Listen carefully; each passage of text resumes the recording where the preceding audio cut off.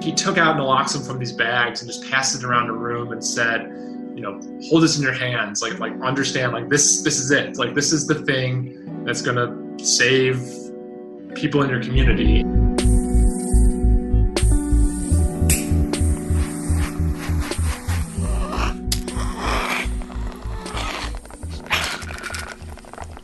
You're listening to Narcotica, a podcast giving you the straight dope about drugs and the people who use them.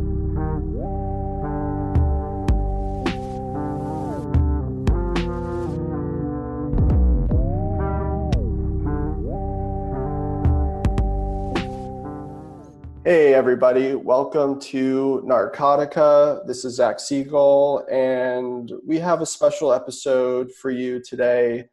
I'm here with Max Blau, and we're going to talk about a hero of the harm reduction community, Dan Bigg.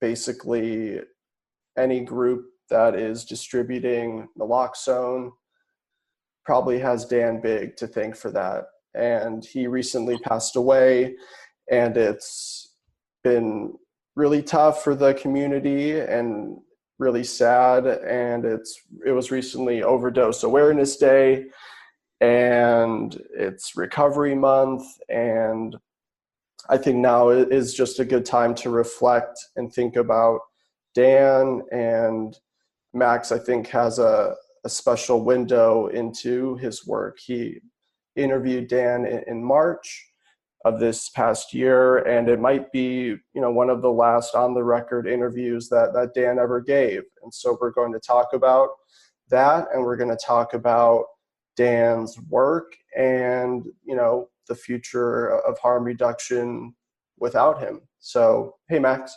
How's it going? Thanks for having me.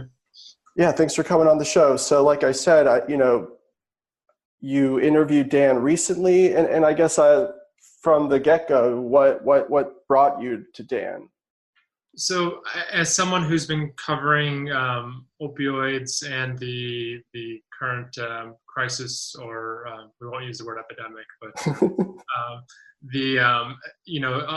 covering the ways in which opioid use and opioid overdose have manifested itself around the country, one of the names I kept hearing over and over again as I was, in West Virginia or California or wherever I was Dan's name. And Dan was one of the co-founders of the Chicago Recovery Alliance, which operated on the west side of Chicago, south side of Chicago, needle exchanges, as well as was one of, thanks to Dan's work, the earliest distributors of naloxone, outside of medical institutions like hospitals or ones where doctors were carrying it, primarily anesthesiologists.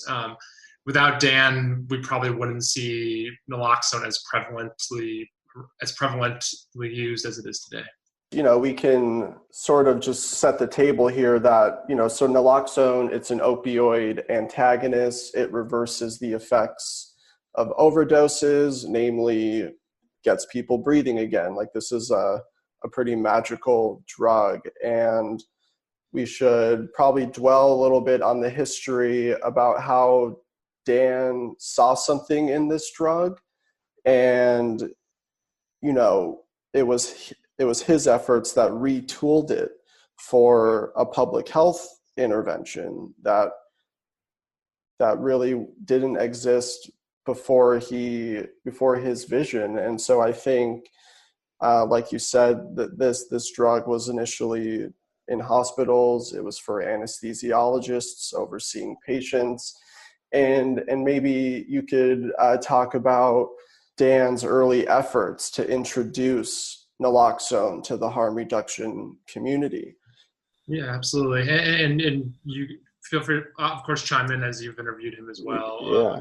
Go for the fix. But, the origins of how he came to find naloxone were rooted in the death of John Zeiler, I think is how you pronounce his name. Yeah, Zeiler, yeah. And what's Zeiler's nickname? Division Street. Division Street. So when I did this interview with Dan, we met at at a coffee shop on Division Street, not far from Wicker Park in Chicago, and it was now is a very gentrified neighborhood. But back then, in the same area, a few blocks off Division Street, is where John lived and was an activist and was a drug user, and eventually, lived a life that involved heroin, but was not defined by heroin necessarily, but ultimately overdosed. And he was a good friend of Dan's, and out of that, eventually led Dan to find one or two doctors who were willing to write prescriptions in a kind of quiet way to people that were drug users that were willing to be trained on how to use naloxone. As we were talking about before, the drug was one that was, largely under the purview of medical professionals in hospitals, used in the course of surgery to rouse people once they were under. In some cases, when newborns, the drug was, as an opioid antagonist, is an extremely safe drug. A drug so safe that you can give it to a baby if the mother received painkillers, and it would help counteract some of the effects of that opioids might have on a newborn.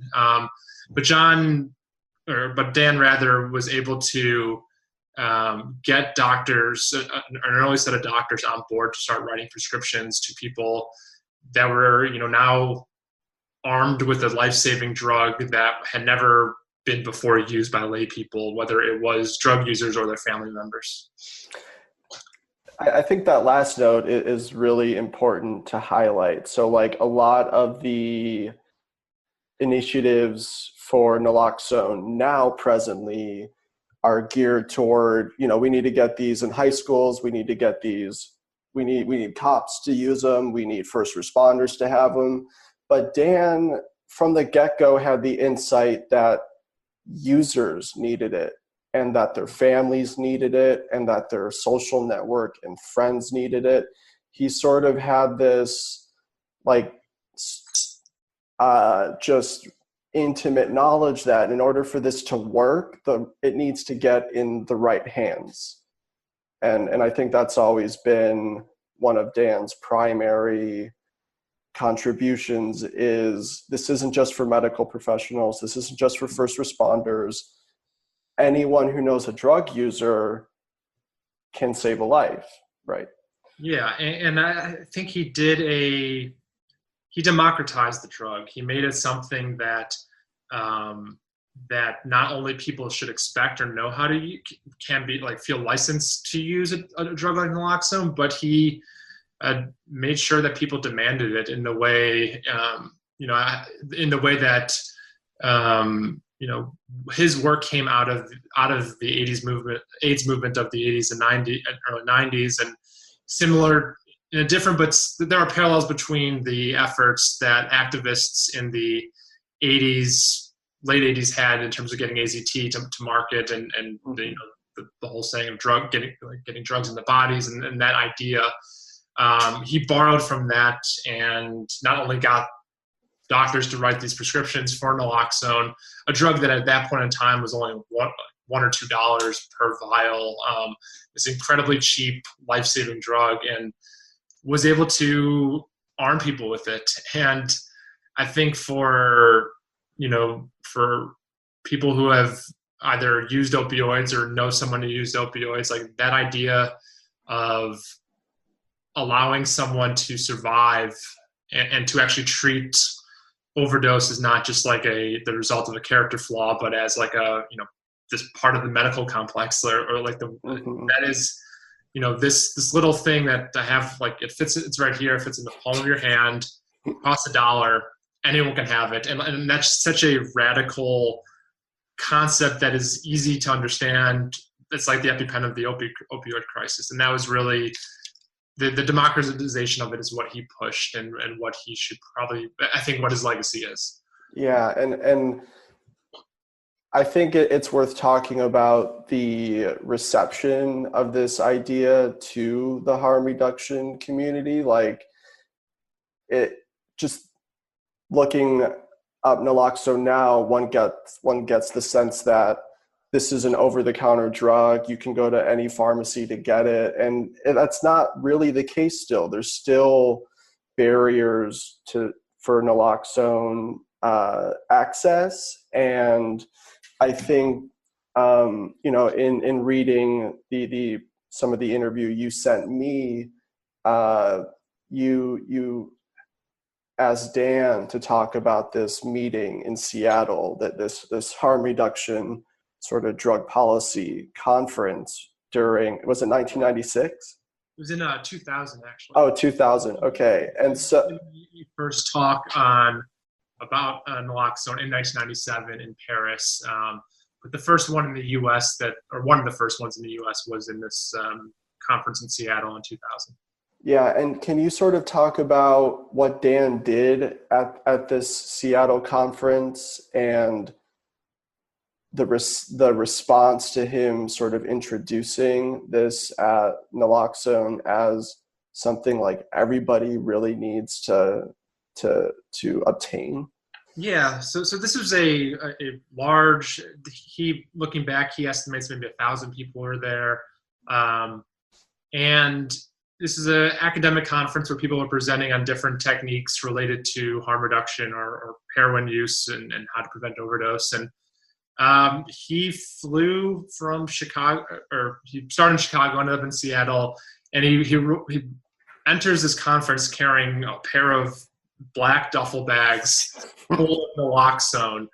And someone who was there at this presentation describes it best as Dan seeming like Dan is a little bit of a heavyset guy, kind of scruffy dude who but this person described him as the Santa Claus of naloxone because he had these two bags, and it was just, not only did he present and say what naloxone did, how to use it, and introduce a room of harm reductionists to the idea, people who are already on board with needle exchanges or other interventions to help people improve their health, even in the midst of active drug use. But he took out naloxone from these bags and just passed it around the room and said, hold this in your hands, like understand, like this is it, like this is the thing that's going to save people in your community, and just hold it, like be in awe of it. And there's this moment of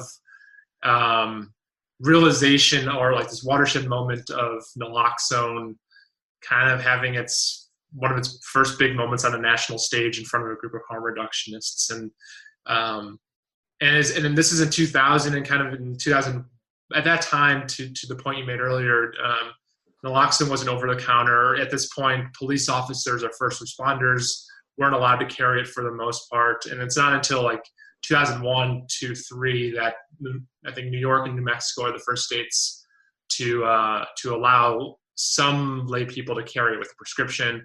Mm-hmm.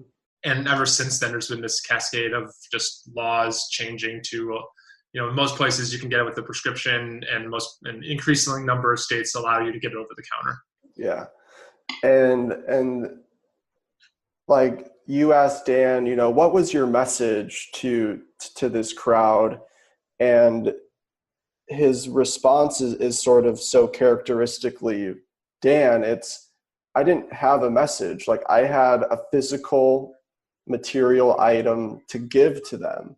Like this is like, of course you have to argue for it. You have to convince people of its utility, but still, like, there was just something, like you said, that was so radical about just showing up with duffel bags of this stuff and just giving it to people. Like, here, have it.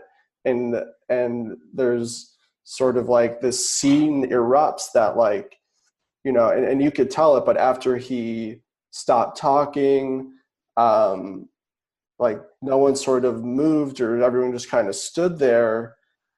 But then there's sort of like an eruption, and everyone rushes and like opening up a bunch of presents, like rip through these boxes, and everyone just starts making a run for the naloxone.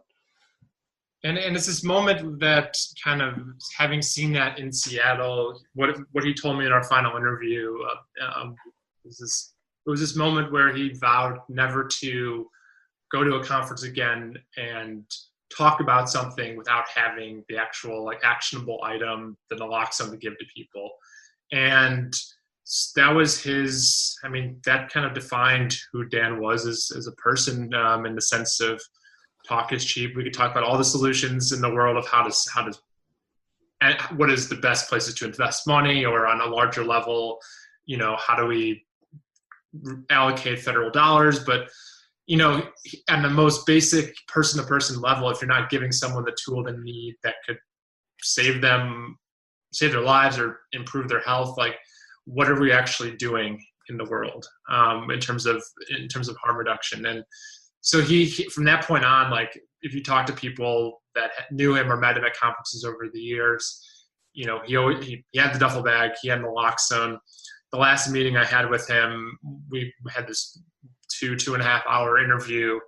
And as we were wrapping up, we stepped outside. This is the middle of March. Our coats are buttoned up.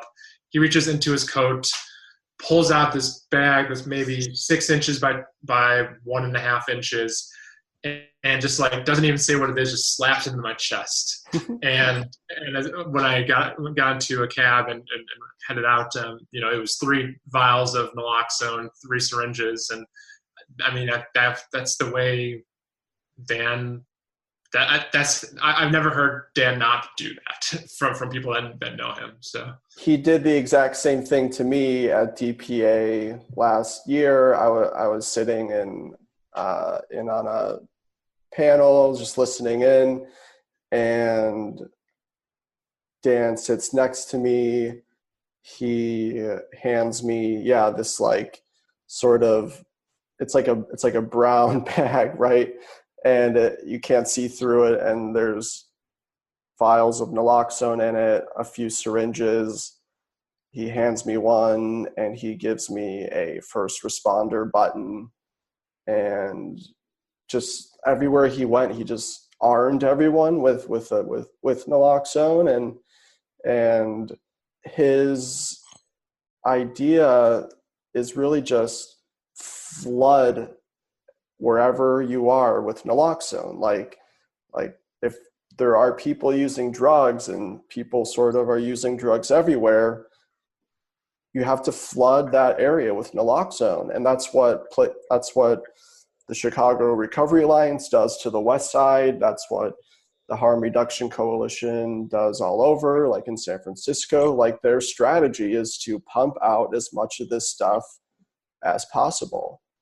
And I think when you look at what that means today, the first 20 years of these take-home kits, which include naloxone, and the CDC has measured it as 20,000 lives saved conservatively. There's no real way of measuring all the lives saved. Beyond that, you see groups like the Clinton Foundation investing in putting naloxone on college campuses and doing this because without flooding areas, which is now the entire nation, whether it's, just like if there's a medicine cabinet around in your house and someone overdoses, and they're not even in the midst of, they want to consider themselves in the midst of active, as someone in the midst of active drug use, or having, they're just tried or accidentally took too much opioids. Like, this is for all people who have taken too much opioids. It's not for any particular type of drug user. It is, a drug that you can give as much of it to you. It's either going to work or it doesn't work at a certain point, depending on how many opioids or the potency that someone took. But yeah, it's this drug that I think more importantly than the intervention that Dan popularized, it's the idea behind what he did, the idea that in your interview with him a few years ago, but and he talks about this everywhere, but this idea of any positive change, of like, how do you get people to,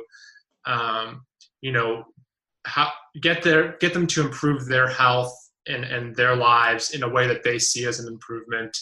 That starts with, one of the fundamental things that allows it to happen is naloxone. So, yeah, it's worth talking about his philosophy of any positive change defined by that person who wants or needs or chooses to change. And I think, speaking personally about my own, past with addiction with Dan, what he said was so different than what all the treatment centers and counselors and sort of the mainstream establishment of the treatment industry. And what they would do is define your goals, and then, like, you need to be abstinent, you need to go to 90 meetings in 90 days, you need to make amends, you need to do X, Y, and Z, or else this is never going to work. And Dan just sort of called bullshit on this whole thing and was like, this is about individual people and their own lives, and ask them what they want to do, ask them what change they need to make in their life, and let's not judge or weigh certain changes as better or lesser than others. And when he said any positive change, like, he really meant it. Like, if that meant shooting up one less bag a day, like, that was a positive change, right? Like, things weren't weighted and morally coded with him. And it's such on one hand, radical idea when you look at like addiction treatment to like the history of that in the sense of what you just described. But it's also like the most, when you look at that idea in just the broader sense of harm reduction across all of healthcare, it is like the simplest idea in the sense that if you went to a heart doctor and you have a heart issue and your doctor says, he's going to make you, he or she is not going to tell you to quit eating meat. It's going to be this, let's try to get you from like 7 days a week of red meat down to maybe 4 and then maybe 3, but like on your own terms and setting you up for success. I mean, right. good doctors will do that. And it's the same with any other kind of healthcare, is what he was modeling it off of. Yeah, exactly. Fascinating to me that like, that idea, but the simplicity and the complexity of the idea is something that I think is another important part of who Dan was and what he imparted on the world.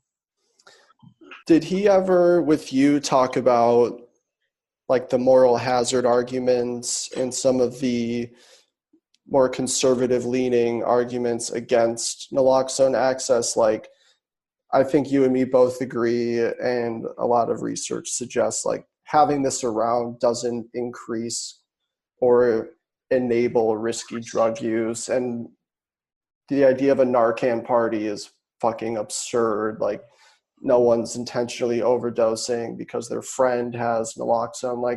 Like how did he respond to sort of these arguments, or did he ever bring them up? I think I'm drawing a blank and I have to go back and look at it. For sure. It was right around the time that paper came out earlier in the spring that we sat down. And I was also our conversation was primarily looking at filling in scenes from like the rise of naloxone or like, mm-hmm.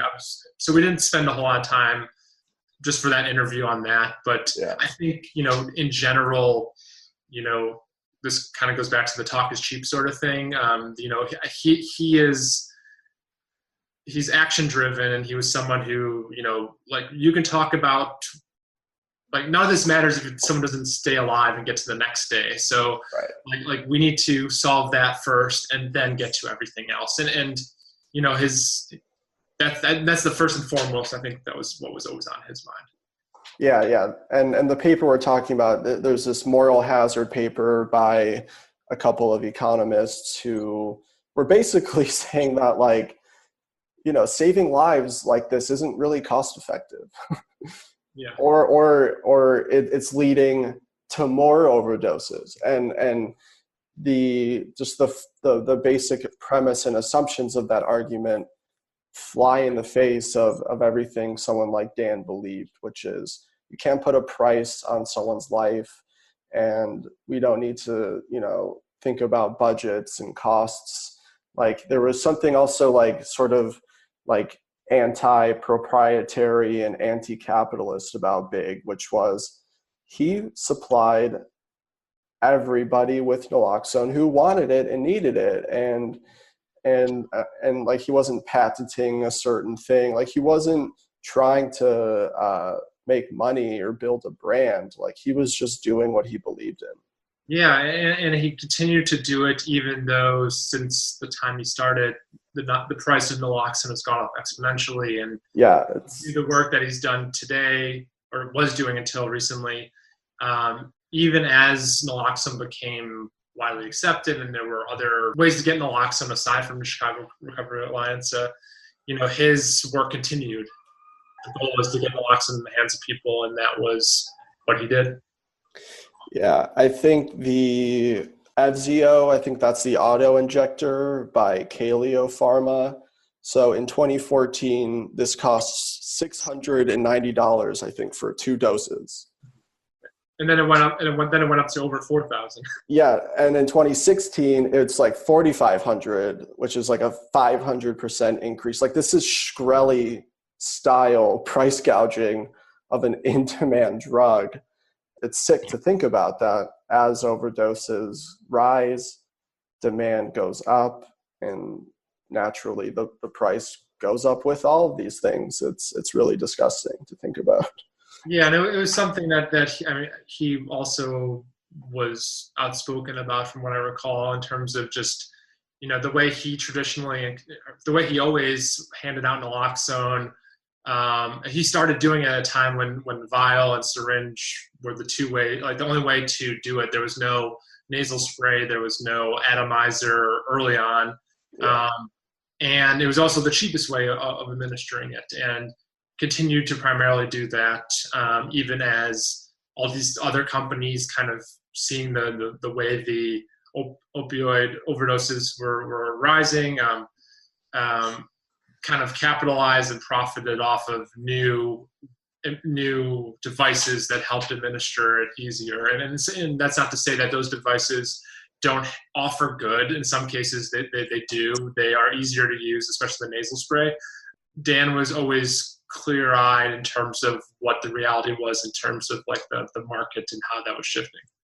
Yeah, and speaking of like things shifting, so in Stat News, you wrote a piece about people searching for different antagonists, right? Like there's been, and I think this is largely sort of like untrue or sort of misreported, that there's, quote, like Narcan resistant opioids out there. And it's like, look, naloxone is an antagonist. It antagonizes the opioid receptor site no matter what, all the time. It's a pure antidote, like Dan always said.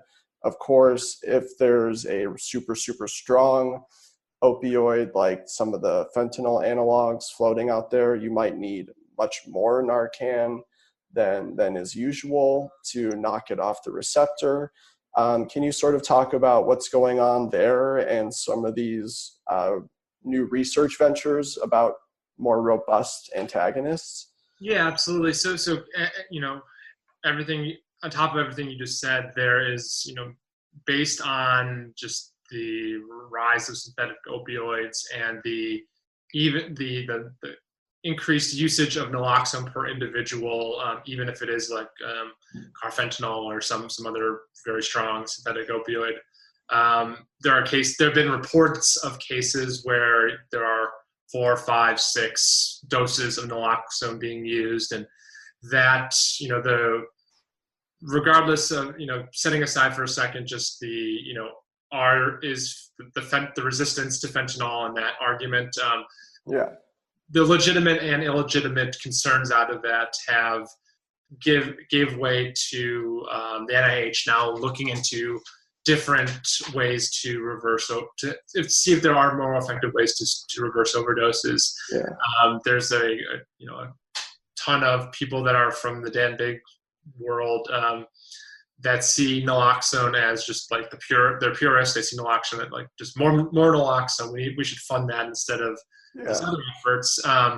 Those range though from everything from taking another look at help me out, Zach. It's the drug that begins with an N, and I'm just drawing a blank on it. Is it naltrexone? The other one that's like for alcohol use. It was marketed as Revia, I believe, originally.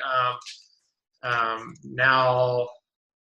Well, so naltrexone is they do prescribe it for alcohol as like sort of a craving stopper. I can't think of the other drug. The drug I'm thinking, it was marketed as Revex, and it was discontinued. Okay. But it was originally another drug that. Oh, Namorphine. Yeah, this is it. Yeah. So that's one there. Opiant, which is one of the companies that has brought the Narcan nasal spray to market, is partnering with the NIH on studying that to see if that, if I recall, has just like a longer. It lasts 6 hours instead of 2 hours. So kind of the thing they're studying is naloxone has a shorter half-life. If some of these, so instead of giving people like 6 doses up front and then they slip back into an overdose state, is there something that lasts longer to help people get through the most potent, the potency of longer synthetic opioids? There are some other more expensive things that treat the symptoms, and in particular try to help increase respiratory function after an overdose, but that aren't concerned with the brain and how opioids interact with different receptors, but is more, once an overdose happens, they're looking at the ways to mitigate the symptoms that are happening at that time. Yeah, for sure. And I think, like you said, like however legitimate or illegitimate some of the concerns are out there about naloxone's efficacy, like the bottom line is still like these synthetic opioids are totally infiltrating the markets. And as far as we know, naloxone still works on them. You might just need more of it. You might need to get to people sooner. Like that's the problem, is like when someone does a super strong dose of something like carfentanil, everything just happens quicker. A much quicker onset, a much quicker overdose, much less time to respond. Which to the point of just having more naloxone out there, and doing the things that Dan had called for, having like when the span of time is shortened in which you can revive someone from an overdose, like having naloxone on hand instead of waiting 10 minutes or 15 minutes or in rural areas an hour for an ambulance to show up. Having naloxone everywhere can be the difference between life or death for some people. Yeah. And like when you're dealing with these really strong opioids, like every second really counts. I mean, that's always sort of the saying. Well, Max, this has been, really great to chat with you about this. I think the last thing I want to end on is I was at Chicago Recovery Alliance's Overdose Awareness Day. I was at the warehouse last Friday, I think, and that was planned in advance, and it just happened to coincide with Bigg's death, which, people are saying it's a heart attack, and he had diabetes and he had trouble, taking care of himself because his activism and his work was really consumed so much of his every waking moment. And when I interviewed him in 2014, he said that he struggles to take care of himself and step out of work and do the type of self-care things that he needs to do to stay healthy. And I think it's just, important for everyone listening that we do have to take care of ourselves. If you're responding to overdoses, if you're a first responder, if you're distributing syringes, if you're a harm reductionist or a volunteer, this work must be traumatizing by now. And we all know people who've died from overdoses. And I think the pertinent thing, that the big takeaway from the Chicago Recovery Alliance, sort of their memorial to Dan, was that, less talk, like more action. Obviously, like Dan would want everyone to keep his legacy going. And that said, like also he'd want everyone to take care of themselves and make all the positive changes in their life to keep them healthy and to keep the work going. Max, is there anything you want to add to that? No, I think that sums it up. I think it's whether you knew Dan really close or only met him a couple of times. I think he was someone that was one of the people that's hard to forget. Like once you chat with them, once you feel like you were close to them, even if you weren't that close at all. And I think the best way to kind of remember him is to continue talking about the work he did and to carry it out in whatever way your role is, whether you are someone that is an activist or a journalist or someone who is benefiting from the work that he did. Thanks for listening to Narcotica. You can follow us on Twitter at Narcocast or on narcocast.com. If you like the program and you want to support us, there are two ways. First, give us a decent rating on iTunes so others can find the podcast. You can also find us on SoundCloud, Stitcher, and soon Spotify and other platforms. Second, you can sign up at patreon.com/narcotica and become one of our patrons. A little goes a long way, so we really appreciate the Patreon listeners we have. Plus, if you donate $5 or more, you'll get access to exclusive bonus content.